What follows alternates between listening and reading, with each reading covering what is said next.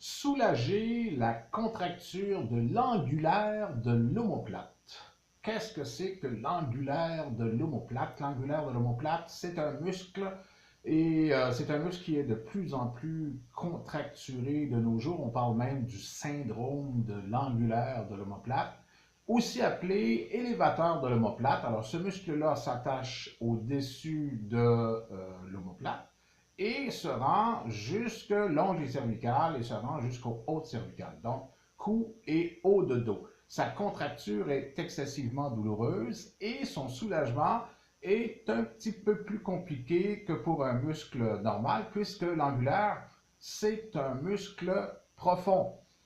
Qu'est-ce qui arrive avec l'angulaire? Ben, tout comme les scalènes et d'autres muscles du cou profond, les smartphones et tout ce qui est informatique font que l'angulaire, lui, soulève beaucoup plus souvent les omoplates qu'il y a des millénaires, des centaines d'années et qu'il y a à peine 20 ans, simplement.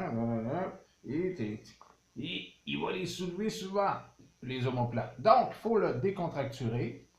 Qu'est-ce qu'on fait? Premièrement, on va utiliser la chaleur parce que qu'est-ce qui fait qu'il y a une contracture? Souvent, c'est l'acide lactique qui est le déchet du muscle qui empêche le muscle de se décontracter complètement. Comme c'est un acide, c'est un liquide. Si vous mettez du froid, il va s'épaissir, ça ne va pas améliorer la situation. À court terme, ça soulage un peu parce que le froid ralentit tout, y compris le signal de la douleur. Sauf que pour le muscle, lui, son problème va empirer. Donc, chaleur des bouillottes, plus de chaleur humide que de chaleur sèche pour ce type de pathologie. On va aussi prendre en considération que puisque c'est un muscle profond, ça sera plus difficile. Donc, on ne va pas seulement agir en externe, on va agir simultanément interne et externe.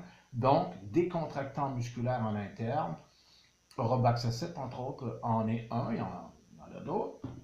Et décontractant musculaire en externe aussi. Alors, je vous donne la recette dans quelques instants. Les étirements vont aider beaucoup. Alors, c'est fait comme un L, le cou et le haut du dos. Alors, une main au niveau du cou, une main au niveau du haut du dos, et vous faites comme ça, de façon à étirer ça, ce muscle-là, qui va beaucoup bénéficier de l'étirement après avoir été réchauffé. Comment on va opérer? Vous mettez une bouillotte donc dans le haut du dos, au-dessus de l'omoplate et le long du cou. Et après quinzaine de minutes, vous allez amener à hyperémie. Qu'est-ce que ça veut dire ça, amener à hyperémie? Le sang à surface. Alors, qu'est-ce que vous avez chez vous? Vous pouvez avoir un gant de crin, une brosse, une ventouse comme celle-ci. Même si elle n'est pas comme celle-ci, ça va fonctionner quand même. La ventouse, c'est fabuleux.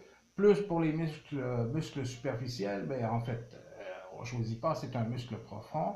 Et aussi, ça peut être un couvercle d'un pot, tout simplement pour gratter la peau, ça va devenir rouge. C'est ça l'hyperémie, le sang à la surface. Et là, vous allez mettre la recette.